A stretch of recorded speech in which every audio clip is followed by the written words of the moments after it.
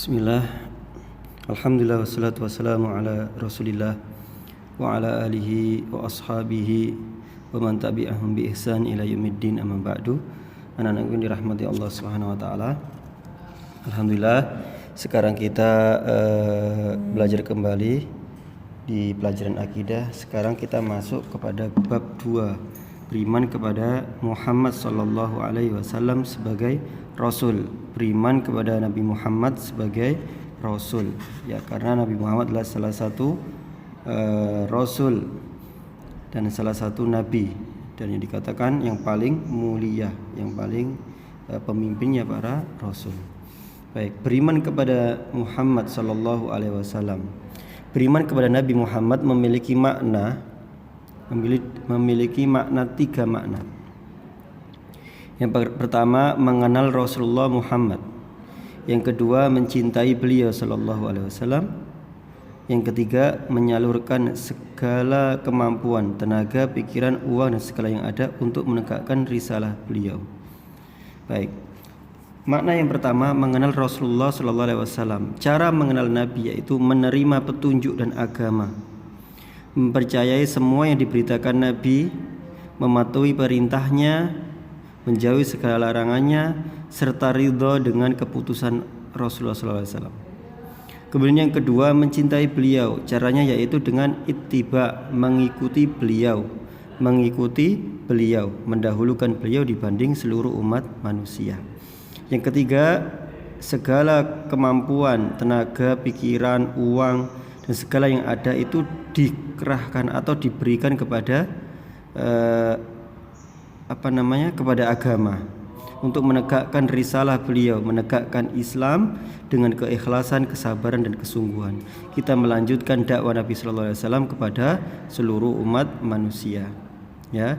Jadi beriman kepada Rasul Muhammad, beriman kepada Rasulullah Muhammad sallallahu alaihi wasallam adalah dengan cara mengenal beliau, mengenalnya dengan cara kita menerima, meyakini, mematuhi, menjauhi segala larangan beliau dan ridho terhadap keputusannya. Yang kedua, kita mencintai beliau, ittiba, mengikuti beliau, mendahulukan beliau di atas dibanding seluruh umat manusia. Kemudian menyalurkan segala yang kita miliki untuk Islam. Baik. Kemudian kita masuk ke pelajaran kedua, yaitu keistimewaan risalah Muhammad SAW pada halaman 20. Pada halaman 20, keistimewaan risalah Muhammad SAW. Ya, risalah atau Islam yang dibawa oleh Nabi Muhammad atau wahyu yang dibawa oleh Nabi Muhammad memiliki keistimewaan dibanding nabi-nabi yang lain. Apa keistimewaan Islam yang dibawa oleh Nabi Muhammad? Yang pertama, dengan masuk Islam seluruh dosa orang kafir akan diampuni. Dengan masuk Islam seluruh dosa orang kafir diampuni Allah. Lihat, orang kafir yang masuk Islam maka akan diampuni dosa-dosanya, seluruh dosa-dosanya. Masya Allah. Itu terdapat dalam surat Al-Anfal ayat 38. Kullil ladzina kafaru in yantahu yughfar lahum ma qad salafa wa iya'udu faqad madat sunnatul awwalin. Katakanlah wahai Muhammad kepada orang-orang kafir itu, jika mereka berhenti dari kekafirannya, niscaya Allah akan mengampuni mereka tentang dosa-dosa mereka yang sudah lalu. Nah, kemudian di dalam hadis Amr bin As radhiyallahu anhu menceritakan kisahnya ketika masuk Islam. Ia berkata, ini hadis yang sangat panjang. Di paling terakhir Nabi SAW bersabda, apakah engkau belum mengetahui bahwa sesungguhnya masuk Islam itu menghapuskan dosa-dosa yang dilakukan sebelumnya, hijrah itu menghapuskan dosa-dosa sebelumnya, dan haji itu menghapuskan dosa-dosa sebelumnya. Ternyata dengan Islam maka dosa-dosa orang kafir akan diampuni seluruhnya. Kemudian keistimewaan yang kedua yaitu di dalam Islam dihimpun seluruh kebaikan yang pernah dilakukan seseorang ketika ia masih kafir maupun sesudah menjadi muslim. Perhatikan, dahulu misalnya ketika dia masih kafir melakukan kebaikan-kebaikan dengan cara misalnya mereka suka memberi kepada orang lain, misalnya dia suka berbakti kepada orang tua ketika masih kafir. Kalau dia masih kafir maka amalan-amalan itu tidak berguna sama sekali di hadapan Allah. Namun ketika dia masuk Islam maka berbaktinya kepada orang tuanya, suka memberinya ia kepada orang lain, itu akan dikumpulkan Allah, pahalanya akan dihitung. Ketika masih kafir tidak diperhatikan oleh Allah atau tidak berguna di hadapan Allah. Namun ketika dia masuk Islam, maka amalan-amalan kebaikan yang ia lakukan ketika kafir akan dihitung atau akan dibalas kebaikan oleh Allah Subhanahu wa taala. Ini di dalam hadis riwayat Imam Bukhari dari Hakim bin Hizam, "Wahai Rasulullah, apakah engkau memandang perbuatan baik yang aku lakukan sewaktu masa jahiliyah seperti sodako, membebaskan budak, silaturahim, tetap mendapat pahala?" Maka Nabi SAW bersabda, "Engkau telah masuk Islam beserta semua kebaikanmu yang terdahulu." Masya Allah, ini sungguh sangat istimewa. Semua kebaikannya tidak sia-sia ketika masuk Islam. Baik, kemudian keistimewaan yang ketiga, Islam menjadi sebab terhindarnya seseorang dari siksa api neraka. Siapapun yang masuk Islam, maka ia akan terhindar dari siksa api neraka. Ini sebagaimana di dalam hadis yang diriwayatkan oleh Imam Bukhari, Rasulullah SAW bersabda, yaitu menceritakan tentang anak Yahudi yang selalu membantu Nabi, namun kemudian ia sakit dan Rasulullah ternyata menjenguknya. Pembantu tadi itu orang Yahudi, tapi ketika sakit beliau menjenguknya. Kemudian ayahnya itu masih orang Yahudi.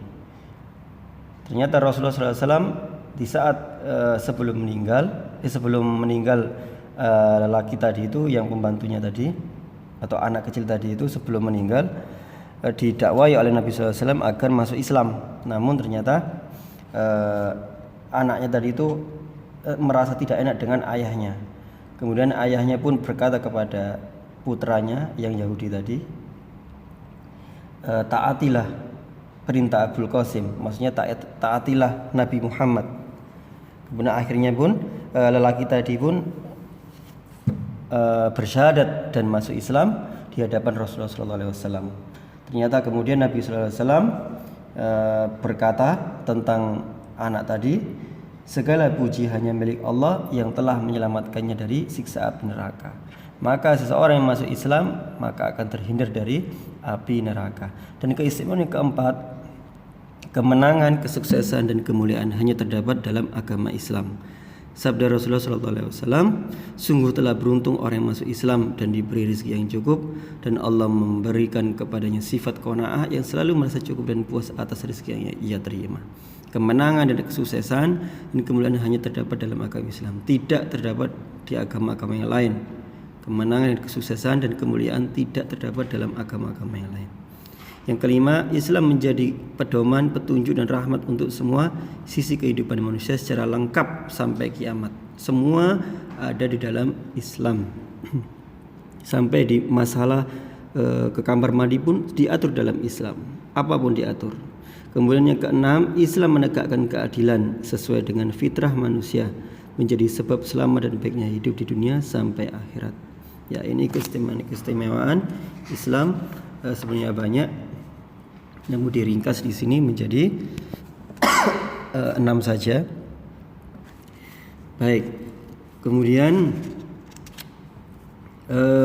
pelajaran ketiga, halaman 24, pelajaran ketiga halaman 24. Makna mengikuti Nabi Muhammad SAW. Makna mengikuti Nabi Muhammad SAW. Tiba itu mengikuti Nabi SAW. Kita tahu bahwa dalam diri Rasulullah terdapat teladan yang baik. Rasulullah SAW adalah contoh manusia terbaik yang kita patut untuk kita contoh, yang mesti wajib kita contoh, karena Nabi SAW adalah sosok makhluk, sosok manusia yang terbaik, yang tidak ada satupun yang seperti Nabi SAW dari dulu sampai hingga hari kiamat. Nabi SAW adalah manusia terbaik di sisi Allah SWT. Ya, inti dari mengikuti Nabi Muhammad SAW adalah kita membuktikan syahadat kita kepada Allah. Asyhadu alla ilaha illallah adalah syahadat kita kepada Allah, keikhlasan kita kepada Allah. Sedangkan asyhadu anna Muhammadar Rasulullah adalah syahadat kita atau ikrar kita kepada Allah untuk mengikuti atau ittiba kepada Nabi Muhammad SAW. Jadi amal atau perbuatan yang benar dan berpahala atau amal yang diterima di sisi Allah harus memiliki dua syarat. Apa dua syaratnya?